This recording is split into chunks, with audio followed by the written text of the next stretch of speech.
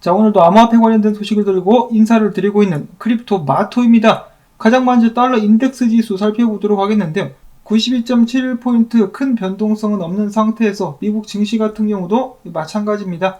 신고점을 갱신한 상태에서 약간의 등락이 지속되고 있는 상황. 자, 근데 금 같은 경우는 오른 것도 없는데 또 떨어지고 있네요. 어쩌다 금이 이런 신세가 돼버렸을까? 안타까운 생각이 좀 드는 가운데 비트코인은 반등해 주었습니다. 한때 47,300달러가량까지 떨어졌었다가 다시 한번 중요 구간이라고 볼 수 있는 48,000달러 위로 올라온 비트코인. 그 와중에 이더리움도 좀 힘을 내주고 있는데요. 가장 크게 화제가 되었었던 소식은 아무래도 솔라나의 100달러 돌파가 아니었나 싶습니다. 100달러를 돌파하면서 많은 사람들을 깜짝 놀라게 만든 솔라나. 말 그대로 이름값을 해줬다라고 볼 수가 있겠죠. 솔라나. 그 다음에 여러 알트코인들, 특정 코인들은 오늘도 크게 상승하고 있는 모습들이 보여지고 있습니다. 자, 그 다음에 웬만하면 그냥 지나가려고 했는데 또 기사가 나와가지고 잠깐 살펴보는데 은성수 씨의 최근 발언. 과거에 그가 이런 발언을 했었죠. 젊은 세대들이 암호화폐 투자를 함으로써 잘못된 길로 가고 있으며 어른들이 잘못된 길로 가는 아이들을 올바르게 가르쳐줘야만 한다라고 이야기를 했었는데 실언이 아니라 마음 먹고 한 작심 발언이었다라고 이야기를 했습니다. 자, 본인 자산이 지금 한 26억 원이 넘는다 그러죠. 근데 지금 최근에 청년들이 취업하면은 중소기업 기준으로 120만 원에서 200만 원 정도 이제 한 달에 월급을 처음에 받는 것으로 알려졌는데 사람들은 누구나 꿈과 희망이 있어야만 계속해서 열심히 일을 할 마음이 들죠. 나는 돈을 모아서 아파트를 살 거야. 안 되네. 나는 돈을 모아서 미래에 투자하고 은퇴도 할 거야. 멋지게 노후를 마감하고 싶어. 그것도 안 되네. 그러면 어떻게 투자를 해야죠. 투자로 내몰리는 겁니다. 상황이 내몰리는 상황인데 그런 젊은이들의 마음은 헤아려주지 않으면서 잘못된 길로 가고 있다. 나는 26억 원 있지롱. 니네는 개돼지로서 나를 위해 봉사를 해야지. 그래야 내가 떵떵거리면서 니들을 부려먹지라고 생각을 하는 것은 아니었나라는 생각이 드는데요. 제가 방송을 처음에 시작했을 때부터 말씀을 드렸던 것인데 이 비트코인 및 암호화폐는 새로운 자산입니다. 새로운 자산 클래스가 사람의 인생 한 번도 아니고 두 번 삶을 살 동안 한 번 나올까 말까 하는데 이번에 나왔단 말이죠. 새로운 자산 클래스가 탄생하게 되면 돈이 그쪽으로 몰립니다. 그래서 몇 년 전과 비교를 해봤을 때 암호화폐 시장 훨씬 더 커지지 않았습니까? 그런데 이것을 사기라고 치부를 하면서 못하게 막는다라는 것, 심보가 고약하다라는 생각이 드네요. 자, 물론 투기성으로 들어가는 사람들은 위험을 각오해야 되겠죠. 그런데 성장하는 자산으로서 미래 4차 산업의 중심으로서 암호화폐에 투자를 하는 사람들은 오히려 격려를 해야 되지 않나라는 생각도 해보고요. 자, 은성수 씨와 금융위원회 같은 경우는 암호화폐는 금융자산이 될 수 없다. 그리고 G20 국가들도 금융자산으로 안 본다라고 이야기를 했는데 오히려 정반대죠. 받아들여가지고 완전하게 규제를 하려는 움직임들이 유럽 및 세계 각국에서 일어나고 있습니다. 최근에는 유럽은행 부총재가 암호화 자산은 금융자산과 동일한 규제를 받아야 된다라고 공개적으로 밝히기도 했다라고 하네요. 이 부총재 같은 경우는 암호화폐를 좋아하는 사람도 아닙니다. 그래도 인정을 하고 규제를 해야 된다라고 이야기를 하고 있는 것이죠. 이상하게 계속 한국에서만 엉뚱한 소리들이 나오고 있는데 이런 정보들이 더욱더 많은 사람들에게 전해질 수 있기를 바라봅니다. 자, 그 다음에 어제 오늘 해가지고 팬텀 굉장히 큰 상승률을 기록하고 있는데요. 그 상승률 뒤에는 이런 배경이 있었다라고 합니다. 연파이낸스의 창시자 안드로 크로니에가 폴리곤 등 6종의 크로스체인 브릿지 사용자들에게 FTM을 보상으로 주겠다라는 발표가 나오면서 크게 상승할 수 있는 원동력이 됐었다라는 소식이 나왔고요. 자, 그 다음에 탈중앙화 인공지능 스타트업 싱귤레리티 넷이라는 회사가 있는데요. 이 멀티체인 프로젝트입니다. 그 멀티체인 중에 하나로 선택하게 될 것이 칼다노라고 하는데요. 회사의 CEO는 이 칼다노가 상당히 우수한 프로젝트라고 이야기를 하면서 그들의 토큰 AGIX 토큰이 멀티체인으로서 칼다노 블록체인에 적용되게 될 것이 너무 기쁘다라고 밝혔습니다. 자, 그리고 칼다노 같은 경우는 조만간에 칼다노 사상 최초의 스왑 프로젝트 탈중앙화 거래소 및 NFT 마켓이 출시되게 될 것이다 라고 밝혔습니다. 탈중앙화 거래소 같은 경우는 올해 3분기 그리고 NFT 마켓 같은 경우는 다가오는 12월 정도 4분기에 신설될 예정이라고 합니다. 이어지는 NFT 소식. 일본의 최대 전자상거래 기업인 라쿠텐이 내년 봄에 NFT 플랫폼을 출시하겠다라고 밝혔고요. 다음으로 해서 비자 같은 경우는 NFT 관련된 보고서를 출시를 하면서 NFT가 암호화폐 및 커머스 분야에서 새로운 수익원을 창출할 수 있는 큰 가능성이 있다. 예를 들어서 메이저리그 같은 경우는 팬데믹 기간 동안에 열릴 수가 없어가지고 180억 달러 정도 손실을 봤는데 NFT를 통해서 팬층의 참여를 독려하고 새로운 수익원을 창출할 수 있다라고 밝혔습니다. 그러니까 21세기형 야구 카드 같은 개념이 될 수 있다는 것이겠죠. 자, 그 다음으로는 이런 발언이 나왔습니다. 유명 헤지펀드 회사인 폴슨앤코의 창업자, 세계 3대 헤지펀드사 중에 하나로서 2008년 서브프라임발 금융위기를 예측했었던, 그러니까 마이클 버리버리 같은 그런 회사라고 볼 수가 있겠는데요. 이 양반도 최근에 암호화폐 시장에는 버블이 껴있으며 결국 무가치한 것으로 판명 날 것이며 그 누구에게도 암호화폐 투자를 추천하지 않는다. 자, 과거에 이런 식으로 발언을 했었던 대표적인 사람이 JP모건의 제이미 다이먼이죠. 결국 그의 의견을 선회했습니다. 저는 이 사람도 나중에 의견을 바꾸게 되지 않을까라는 기대를 걸어봅니다. 아니면은 겉으로만 이렇게 하고 뒤로는 암호화폐 매집하고 있을 수도 있겠죠. 자, 한편 캐시우드 돈나무 언니는 우리 아크인베스트가 분석을 좀 해보니까 올해 비트코인이 한창 조정을 받고 있을 때 이 틈을 타가지고 기관들이 많이 진입을 했다더라. 기관들의 디파이 활동 비중 역시 놀라울 정도로 확대가 됐다더라 라는 의견을 내비쳤습니다. 자, 기관들이 계속해서 암호화폐 시장으로 진입을 하고 있다라는 것이겠죠. 자, 왜 하겠습니까? 지금 달러 무한대로 찍잖아요. 자연스럽게 관심은 암호화폐로 갈 수밖에 없지 않나 하는 생각을 해봅니다. 자, 그 다음에 최근에 다시 한번 IMF가 엘살바도르가 비트코인을 도입하는 것에 대해서 위험한 결정이었다라고 비난을 하니까 이 플랜 B라는 유명한 암호화폐 분석가죠. 스톡토플로우 모델의 창시자이기도 한데 바로 반박을 하면서 무한대로 찍어대는 달러를 사용하는 것이 더 위험하다.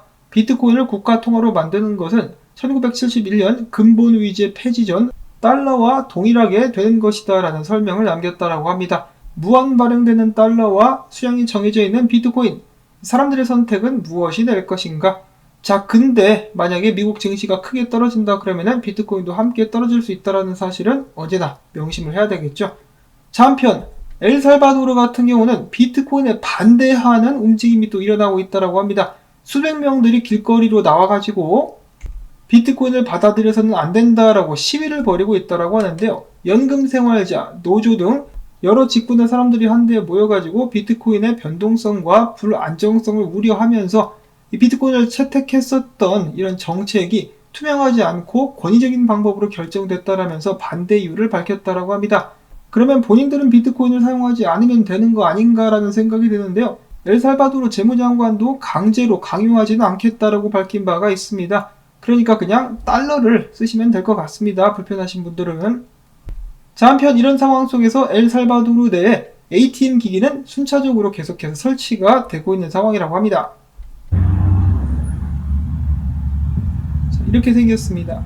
공중 변소같이 생겼는데 변기가 아니라 ATM 기기가 들어있어요. 자, 이렇게 생겼습니다. 다음으로 이어서 비트코인 해시레이트 및 채굴자들에 관련된 소식들이 몇 가지가 있습니다. 자, 지난 6월 이후 비트코인 해시레이트가 2배 이상 상승하면서 네트워크 강세라는 긍정적인 소식들이 나오고 있는데요. 지금 현재 많은 중국에 있었던 채굴자들이 카자흐스탄이나 미국 등지로 옮겨가면서 채굴을 재개하고 있는 상황이죠. 자, 이런 상황 속에서 크립토 퀀트 같은 경우는 채굴자들이 비트코인 48,000달러 이상을 유지할 것으로 예상하고 있다라는 추측을 하기도 했었는데요. 그것에 대한 근거로 크립토 퀀트는 이야기합니다. 채굴자들의 비트코인 가격 예측 능력이 수익에 큰 영향을 미치기 때문에 채굴자들은 종종 스마트머니 투기꾼으로 여겨지는데 그들이 지난 6월부터 채굴 장비를 오히려 더욱더 많이 구입하고 있다. 이것은 바로 비트코인 가격이 지속적으로 반등할 것으로 예상하면서 채굴 작업 재개에 열을 올리고 있다. 한마디로 지금부터 가격이 올라갈 것이라고 보고 있기 때문에 채굴 장비를 더 구입하는 것이다 라고 결론을 내린 것인데요.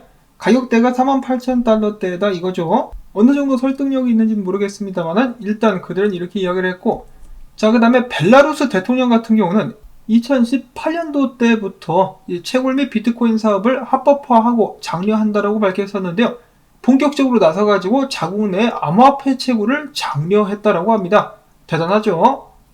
아주 좋은 대통령이 아닌가? 다음으로 해서 유명 비트코인 온체인 분석가 윌리 우 같은 경우는 자, 비트코인이 지금까지는 4년 주기로서 개 사이클을 통해서 성장해 왔었습니다. 떡상 갔다가 떡락하면서 큰 변동성과 함께 80%까지 떨어지는 그런 모습을 보여주면서 성장을 했었는데요. 앞으로는 이런 사이클에서 비트코인이 벗어나게 될 것 같다라고 예측을 했습니다. 그 이유는 바로 이 시장의 성숙도와 생태계 내 다른 부분의 수요, 공급 영향을 고려하면은 조만간에 이 반감기 사이클에서 벗어나게 될 것이다라고 예측을 했습니다. 자, 그만큼 빠른 속도로 비트코인 채택이 늘어나고 있는 것이 사실입니다. 최근 코인텔레그래프에 의하면은 미국 텍사스에 있는 자산운용사 US 글로벌 인베스터스가 GBTC를 몽땅 매입했었던 사실이 또 드러났었다라고 하는데요. 무려 56만 달러 상당의 GBTC 주식을 매입을 해가지고 들고 있었고, 이어서 비트코인을 보유하기 시작한 개인들 그리고 투자자들의 숫자도 꾸준하게 증가를 하고 있다라고 합니다. 자, 일단 비트코인 주간 거래량이 오랜만에 큰 폭으로 증가한 긍정적인 모습을 보여주었었고요.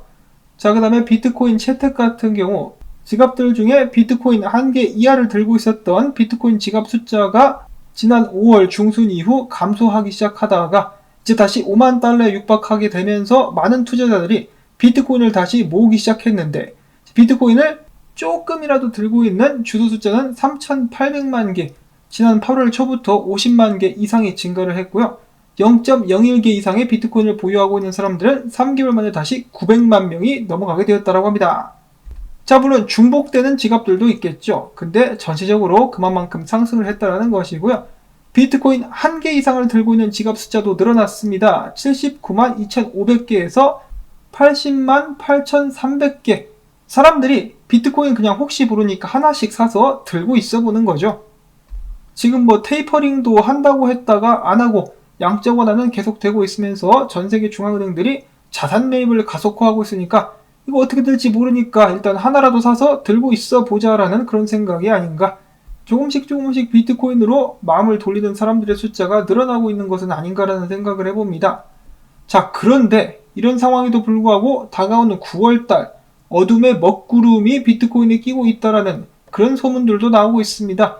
플랜 B 같은 경우 자기가 만든 스톡투폴로 모델을 봤더니 올해 크리스마스 때 10만 달러까지 비트코인이 갈 수 있는데, 그 전에 단기적으로 9월달부터 시작해가지고 3만 달러까지 떨어질 수도 있겠네라는 분석을 남기기도 했었습니다. 앞서서 그는 이미 비트코인이 9월달에 4만 3천 달러까지도 빠지게 될 수 있다는 예측을 남기기도 했었는데요. 자, 과연 9월달은 비트코인에게 어두운 한 달이 될 것인가? 역사적으로 봤을 때도 9월달은 비트코인에게 그닥 좋은 달은 아니었었다라고 합니다. 계속해서 보면은 이 빨간 점들이 파란 점들보다 더 많죠. 그만큼 9월달에는 힘든 시간들을 보냈었던 비트코인. 자, 그런데 이런 상황에서 2021년은 다를 것이다라는 의견도 있습니다. 자, 역사적으로 힘들었었던 달이었었던 3월 같은 경우 비트코인은 오히려 30% 상승하는 모습을 보여주었었고요. 8월달 같은 경우도 평균적으로는 하락하는 달들이었었는데, 올해 같은 경우는 15.2% 오히려 상승하는 모습이 보여졌었습니다. 그리고 또한 반대로 비트코인 역사상 4월과 5월은 주로 상승했었던 달이었었는데, 오히려 비트코인은 올해 특히 5월달에 완전히 후드러 까인 그런 모습이 보여졌었죠. 자, 그래서 올해에는 9월달에도 정반대의 결과가 나올 것이다, 상승하게 될 것이다 라는 예측도 있었습니다. 언제나 그렇듯이 올라갈 수도 있고 내려갈 수도 있다. 자, 과연 비트코인은 어떤 결정을 내리게 될 것인가? 오늘 비트코인 분석들 좀 나온 것이 있나 찾아봤는데 아직까지 특별하게 나온 분석은 없었고요. 일단 크립토 비트코인 크리스 분석이 있어가지고 가져가 봤습니다.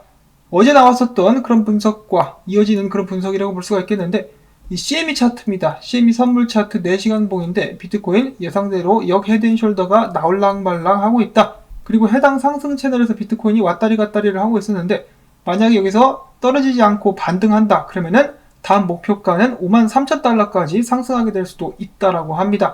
근데 떨어지게 된다라면은 4만 4천 달러 선까지도 밀릴 수 있다라고 하니까요. 비트코인이 부디 밀리지 않고 올라갈 수 있기를 바라보면서 오늘 영상은 여기서 또 마무리를 짓도록 하겠습니다. 오늘 나온 정보들이 여러분들께 도움이 되셨다면 토마토밭에 꿀물 던지기 광고 영상 재생 및 프리미엄 사용자분들의 좋아요를 통해서 채널 지원 부탁을 드리면서 저는 다음에 새로운 소식 가지고 인사를 드리도록 하겠습니다. 안녕히 계십시오.